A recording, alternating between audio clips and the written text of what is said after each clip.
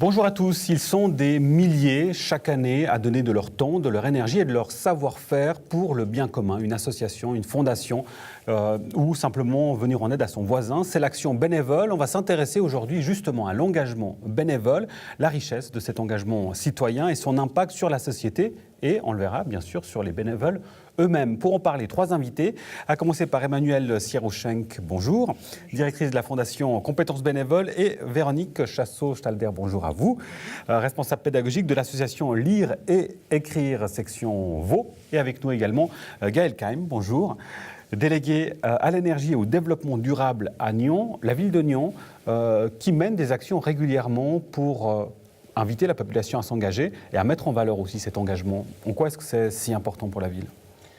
On sait que la ville de Nyon, c'est une ville de festival, mais pas que. En fait, il y a plus de 230 associations qui sont actives à Nyon et qui donnent la richesse folle qu'on a à Nyon, que ce soit dans le domaine sportif, culturel, social, de la citoyenneté, de l'environnement également.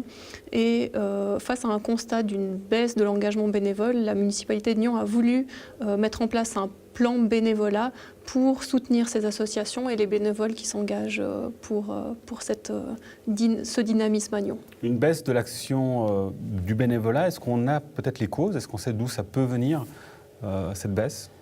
Alors, il y a plusieurs études qui ont été faites sur le sujet. Il y a probablement une augmentation de l'engagement à travers la vie professionnelle et puis des changements sociétaux qui interviennent aussi au niveau individuel qui font que l'engagement bénévole peut tendre à diminuer mais aussi se modifie dans le type d'engagement bénévole qu'on connaît aujourd'hui. Alors l'association Lire et Écrire, vous concernant Véronique Chassot-Stalder, c'est une association qui aide les gens à pouvoir simplement lire et écrire, comme son nom l'indique. L'action des bénévoles est extrêmement importante pour votre association. Oui, elle contribue vraiment à pouvoir aussi offrir d'autres prestations que celles qui sont vraiment le cœur de métier, c'est-à-dire offrir des cours de remise à niveau en lecture et en écriture aux personnes en difficulté, avec la lecture et l'écriture en particulier. Et puis, l'action des bénévoles permet justement soit de renforcer ces cours, soit d'offrir d'autres prestations telles que l'organisation de sorties culturelles ou l'organisation par exemple des événements de la section, de la région. Donc ces bénévoles sont vraiment actifs dans ces domaines-là. Et sans les bénévoles, ça ne tournerait pas ? Est-ce qu'on peut aller jusque-là ? Où ils apportent ce petit plus voilà, qui... en fait, ils renforcent vraiment l'action. Alors, je dirais que sans les bénévoles, on serait beaucoup plus discret, hein, et puis on aurait moins d'impact. Ils agissent aussi au niveau de la sensibilisation, mais même au niveau administratif, au bureau, ce qui nous permet, par exemple, de faire de la mise sous pli, des choses qui prennent du temps et qui nous permettent de faire qui soulage effectivement le travail des professionnels. Emmanuelle Sierrouchenk, Compétences Bénévoles fête ses 10 ans cette année. C'est une structure assez particulière. C'est un organisme qui vient en aide aux associations, aux fondations. Dans quel but ? Alors, le Compétences Bénévoles, en fait, organise la rencontre entre des gens qui ont envie de partager un savoir-faire et puis des personnes qui ont envie de mettre en place des projets de manière efficace. Donc, d'un côté, l'envie de partager, ce sont nos bénévoles. De l'autre côté, ces personnes qui veulent mettre en place des projets, ce sont les représentants du secteur associatif.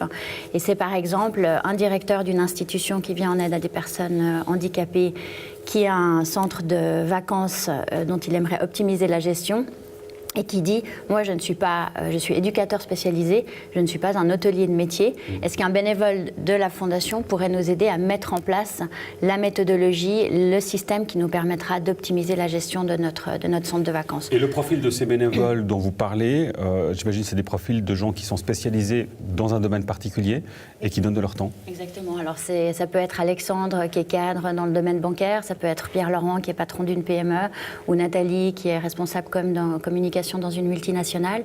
Et en fait, le dénominateur commun de nos bénévoles, c'est vraiment l'expérience métier et cette envie de la partager, cette expérience, dans un cadre défini. Donc, ils sont 140 aujourd'hui bénévoles au sein de notre réseau. 80% de ces bénévoles sont des personnes en emploi dans le secteur privé majoritairement. Donc, ce n'est pas forcément des gens qui sont à la retraite ? Non, 20%. 20% sont d'heureux retraités. Alors, il n'y a pas d'âge moyen pour nous retraiter parce qu'il y en a qui le sont à 56 ans et d'autres qui ne le sont pas encore. encore à 75, mais ils ne sont pas forcément plus disponibles d'ailleurs que les personnes en emploi. Les retraités sont des gens très actifs, mais ça permet quand même de créer ce lien au-delà de la vie professionnelle. Et ça, c'était quelque chose qui était important aussi dans la création de cette fondation. Pour les personnes qui sont actives, qui ont un métier, Gaël Kaim nous disait tout à l'heure que, effectivement, l'implication professionnelle est de plus en plus grande. Qu'est-ce qui les pousse et les motive à donner justement de leur temps et de leur énergie? Parce que ça peut être assez conséquent selon les projets, j'imagine, de s'investir comme bénévole. Alors le rôle du bénévole chez nous, c'est vraiment d'être un facilitateur, un guide. Donc c'est pas une personne qui va prendre une tâche à son compte, c'est vraiment quelqu'un qui vient aider, accompagner l'équipe de projet. Donc c'est vraiment un bénévolat très ciblé, de durée limitée, qui est coordonné par l'équipe de la Fondation. Et du coup, ça leur permet de savoir qu'ils vont s'engager dans un temps donné. Et c'est un des facteurs effectivement d'évolution dans les attentes des bénévoles, entre autres qui sont sortis dans une étude récente du Gottlieb Duttweiler Institute par rapport à l'évolution de la manière dont on s'engage. C'est qu'aujourd'hui, les bénévoles veulent connaître l'impact de leur action, veulent être en lien avec un projet. Il y a cette notion de durée. On ne vit plus là où on travaille, donc il faut trouver un moyen vraiment efficace de pouvoir s'engager. Gaël Kaim, vous évoquiez au tout début la particularité de Nyon, parce que quiconque vit à Nyon a participé d'une manière ou d'une autre, a priori à un festival comme bénévole. Est-ce que ça en fait une particularité pour Nyon, peut-être par rapport à d'autres communes, d'une action citoyenne qui serait peut-être plus ancrée ? Alors, on avait fait un inventaire du nombre de bénévoles qui pouvaient exister à Nyon.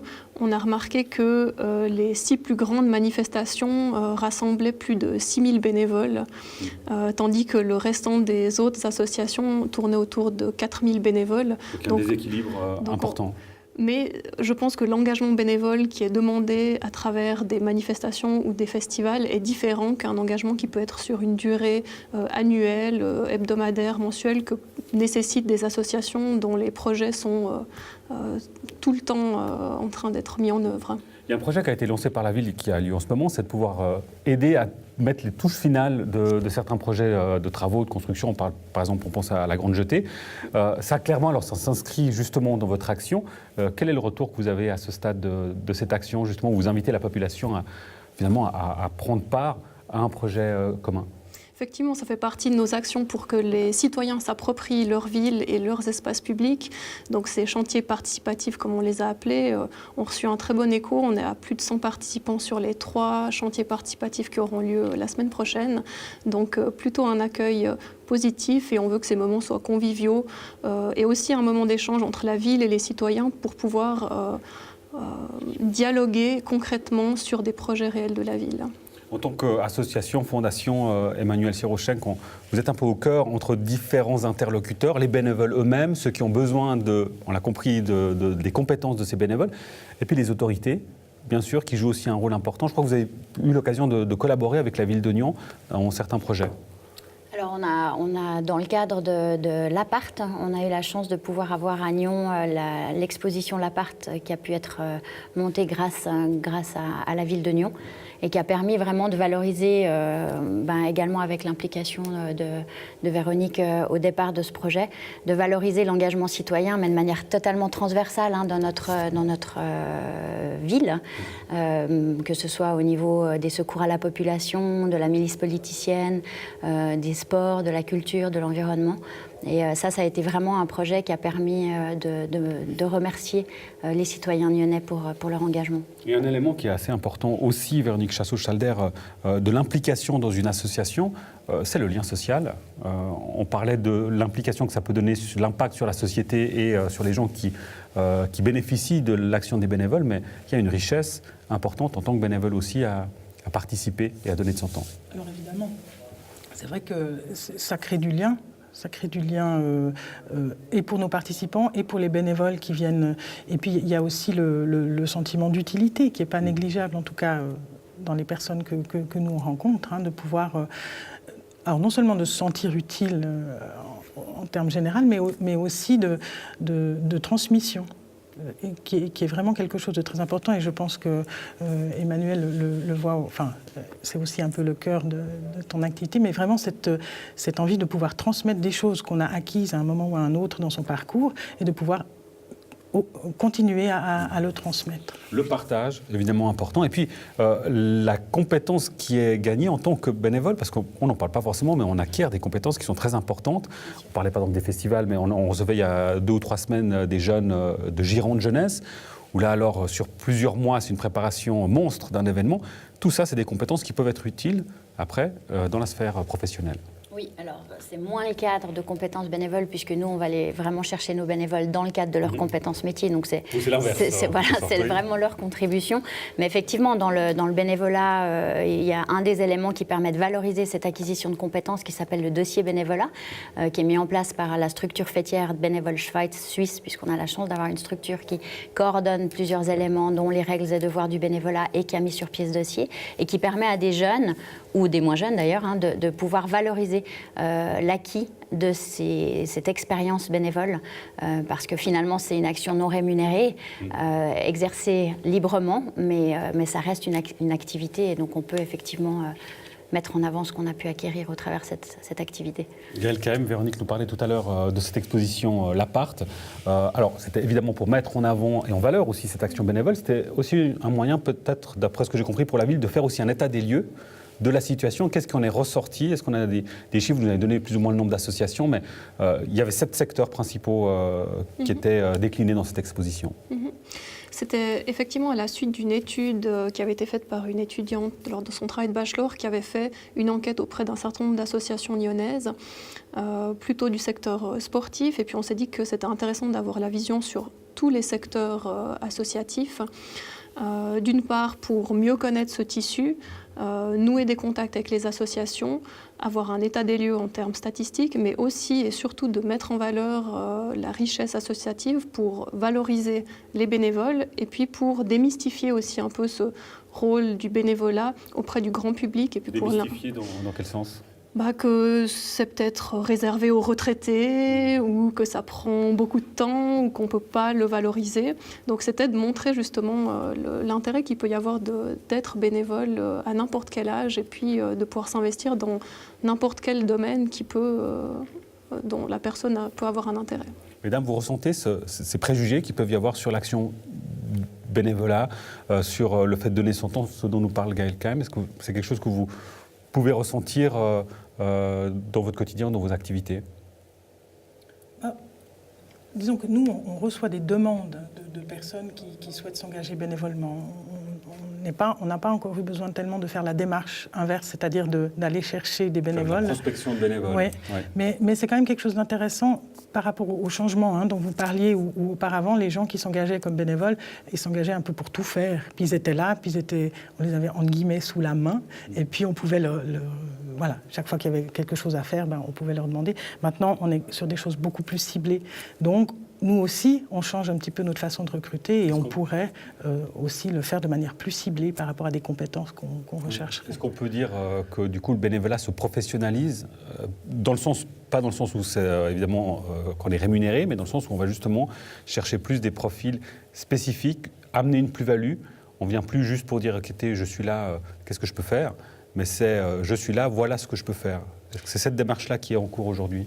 En tout cas, pour l'association Lire Écrire, je crois qu'on reste vraiment dans les 2 domaines. Mais en effet, on a ces 2 domaines. C'est-à-dire qu'on a le bénévole qui est là, qui donne de son temps et qui fait tout. Et puis d'autres qui sont avec des compétences plus ciblées. Quand on parle d'engagement citoyen, on pense à un film qui a vraiment marqué les esprits, qui a connu un très grand succès. C'est le film Demain, qui a fait des petits un peu dans toutes les régions, à Nyon aussi d'ailleurs, sur l'engagement citoyen, sur les initiatives constructives. Est-ce qu'il a fait un appel d'air? Vous l'avez ressenti du côté de Nyon?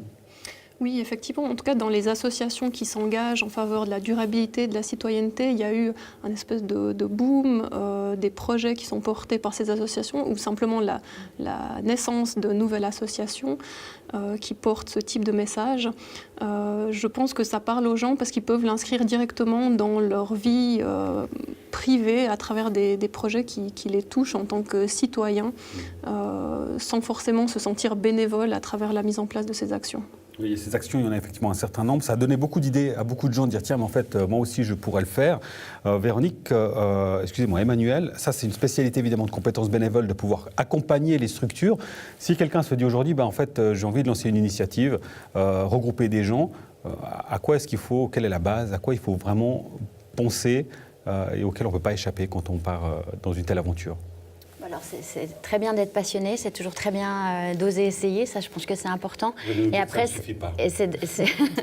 Et je pense que ce qui est important, c'est de vérifier ce qui existe déjà en fait au niveau de l'association ou de la mission que l'association veut se donner. Est-ce qu'il existe une structure qui le propose déjà et du coup peut-être aller mettre sa force auprès de celle qui est déjà existante.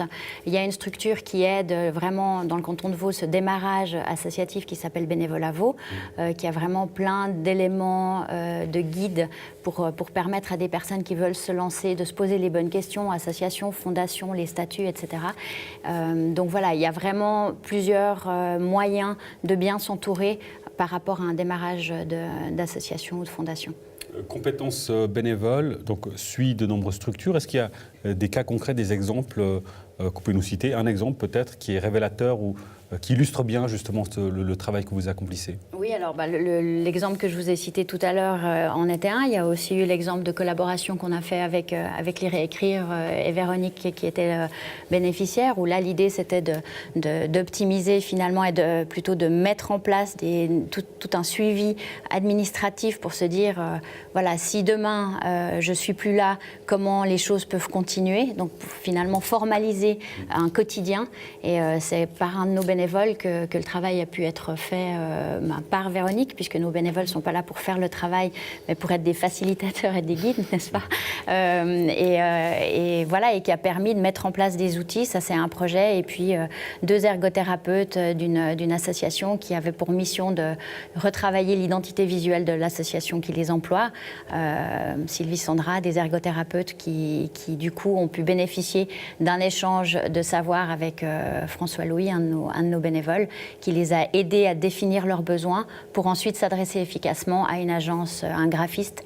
Ça ne nous regarde plus puisque la phase de réalisation appartient au marché privé ou à l'équipe elle-même. Le spectre, on le voit, est très large. Très large, des possibilités et des activités. Exactement. Pour conclure, parce qu'on arrive déjà à la fin de cette émission, Gaëlle Kaem, on va rappeler que les autorités, la ville de Nyon en particulier, met en place, alors on a dit des actions, mais aussi des soutiens financiers aux associations sportives, culturelles et autres, des soutiens parfois importants. Effectivement, que ce soit dans le domaine sportif, culturel ou social, il y a des subventions, du soutien financier, il y a aussi du soutien logistique à travers la mise à disposition de locaux, un soutien aussi typiquement dans le social aux associations de quartier qui font énormément en leur mettant à disposition des locaux, un soutien dans leurs activités. Et puis un soutien aussi moral, on va dire, plutôt de valorisation à travers différents prix, les remises du mérite citoyen, les remises du mérite du sportif bénévole ou à travers le prix du développement durable pour mettre en avant des personnalités ou des associations qui peuvent inspirer d'autres à s'engager. Oui, parce que, Emmanuel, ce n'est pas que la question du soutien financier, c'est intéressant l'aspect soutien moral, de pouvoir mettre en avant, de mettre en lumière et puis de féliciter simplement. La visibilité que nous offrent des prix ou les médias, d'ailleurs merci beaucoup pour ça, ça permet de faire connaître ce thème, de permettre aussi aux citoyens de savoir qu'il existe des structures, qu'il y a une coordination, qu'il y a un article constitutionnel au niveau de la Constitution vaudoise qui parle de la vie associative et du bénévolat. Donc je crois que plus on peut en parler, plus il peut y avoir des initiatives comme la ville les mentionne, mieux chaque citoyen trouvera le moyen de s'engager par rapport à ses aspirations et ses disponibilités. Voilà, et ce sera le mot de la fin. Merci beaucoup, mesdames, pour votre participation. Engagez-vous, rengagez-vous, disait-on. Eh bien, justement, c'est aussi la possibilité de le faire au quotidien, sur de petites choses. Je vous invite d'ailleurs à aller voir le site de la ville de Nyon, où il y a pléthore d'informations pour pouvoir justement s'engager et s'orienter vers des associations et des domaines précis. Merci pour votre attention. On se retrouve, si vous le voulez bien, la semaine prochaine. Bonne suite de programme sur NRTV.